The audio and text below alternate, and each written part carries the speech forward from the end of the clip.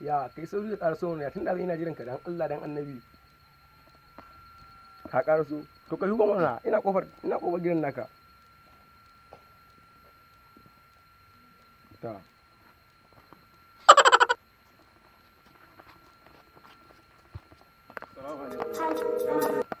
Na wuni.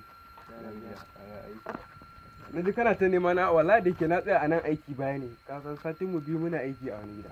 Amma ka san ba kan wani ciwo ba. Kai hakuri Allah ji yanzu. Kai hanya ne hijiran kai hakuri dai Allah ji yanzu me ake ciki. Yanzu karasa aikin za ka karasa mana karfe mana kangon. Wannan kangon? Kafin ai sun da katako da me yake so. Na gane dai zancen naka duka. Na gane zancen. Da katako da kusa da dai wasu abubuwa dai na rufin kwano dai.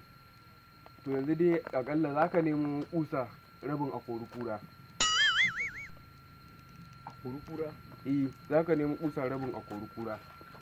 Bayan nan za ka nemo mana wannan katako ma ina ga za ka nemo fakas uku.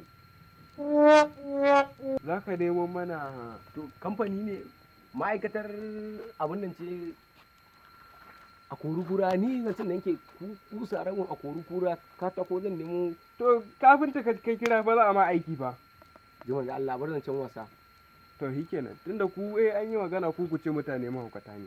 Ya an ce ka nemo kusa rabin a kura. Ka ce zan nemo kusa ba su ta 300 ba.